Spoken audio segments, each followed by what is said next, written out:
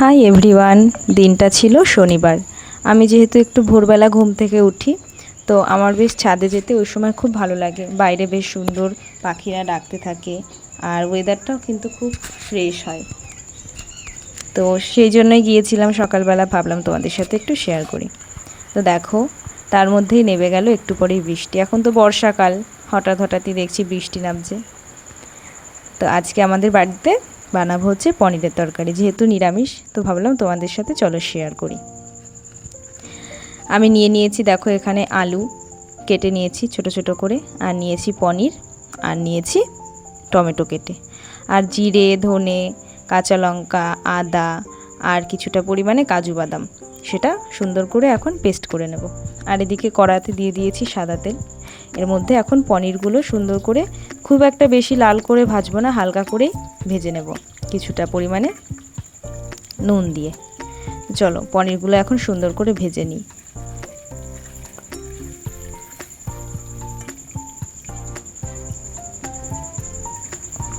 আর এদিকে দেখো, একটা বাটিতে আমি কিছুটা পরিমাণে জল, আর তার মধ্যে দিয়ে দিয়েছি একটু পরিমাণে নুন।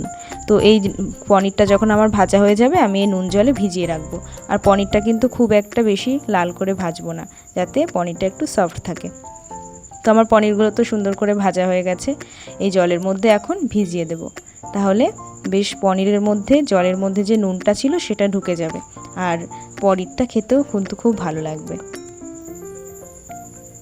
এই যে আমি বাটিতে পনিরটা ভিজিয়ে নিয়েছি। এই দেখো, কড়াইতে দিয়ে দিয়েছি সর্ষের তেল আর সাদা তেল অল্প পরিমাণে ছিল, তার মধ্যে জিরে আর শুকনো লঙ্কা আর কিছুটা তেজপাতা ফোড়ন দিয়েছি, আর সামান্য পরিমাণে চিনি দিয়েছিলাম যাতে তরকারির রঙটা সুন্দর হয়। তো ফোড়নটা ভাজা হয়ে গেছে পরে তার মধ্যে আলুটা দিয়ে দিয়েছি। আলুটা এবার একটু পরিমাণে নুন দিয়ে সুন্দর করে ভেজে নেব। এর মধ্যে দিয়ে দিলাম কিছুটা পরিমাণে টমেটো, যে টমেটোটা আমি কেটে রেখেছিলাম সেটাই দিয়ে এখন আলুটা ভালো করে ভেজে নিচ্ছি। এর মধ্যে দিলাম কিছুটা পরিমাণে হলুদ দিয়েও ভালো করে আলুটা সুন্দর করে ভেজে নেব। একটু নেড়ে চেড়ে সুন্দর লাল করে ভাজলে তবে কিন্তু আলুটা সুন্দর সিদ্ধ হয়, খেতে টেস্টি হয়। তো আমার ভাজা হয়ে গেছে। এর মধ্যে দিয়ে দিয়েছি আদা আর কাঁচা লঙ্কাটা যেটা রেখেছিলাম সেইটা বাটা। সেটা বাটাটা দিয়েও আমি কিন্তু আলুটা সুন্দর করে কষিয়ে নিচ্ছি। তো এর মধ্যে দিয়ে দিয়েছি এরপরে সেই যে শুকনো লঙ্কা, জিরে, ধনে আর কিছুটা পরিমাণে কাজু বাদাম সেটা বেটে রেখেছিলাম, সেটা দিয়ে দিলাম। দিয়ে এখন কিন্তু ভালো করে কষিয়ে নিতে হবে অনেকক্ষণ সময় ধরে, যেন তেল ছেড়ে যায় এমন অবস্থায়। তো দেখো আমার কষানো হয়ে গেছে। এবার মশলা ধোয়া জলটা কিন্তু আমি দিয়ে দিয়েছি তরকারির মধ্যে। আর আমি খুব বেশি জল দেব না, যেহেতু পনির ভেজানো জলটা রয়েছে সেইটাও দিতে হবে। তো অল্প জল দিয়ে আমি কিন্তু এখন আলুটা বেশ সুন্দর করে সিদ্ধ করে নিয়েছি।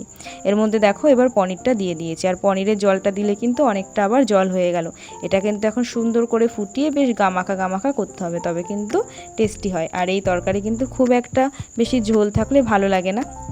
তো দেখো আমার তরকারি সুন্দর ফুটে একদম গামাখা গামাখা হয়ে গেছে।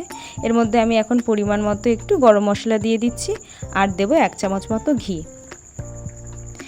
তো ঘি দিয়ে আমি কিন্তু তরকারিটা একদম স্টিমে রেখে দেবো কিছুক্ষণের জন্য। একদম সুন্দরভাবে তেল ছেড়ে যাবে তরকারি থেকে, আর খেতে কিন্তু ভীষণ টেস্টি হবে। আর আমি যেরকমভাবে করলাম তোমরা কিন্তু একবার বাড়িতে এরকমভাবে ট্রাই করে দেখতে পারো। আমরা কিন্তু শনিবারে বা সোমবারে যখন নিরামিষ খাই এরকমভাবে তরকারি করেই থাকি। তো আমার তো তরকারি রেডি হয়ে গেছে, চলো এটা এখন ঢেলে নিচ্ছি বাটিতে। তো আমার রেসিপিটা কীরকম লাগলো অবশ্যই কিন্তু তোমরা কমেন্ট করে জানিও।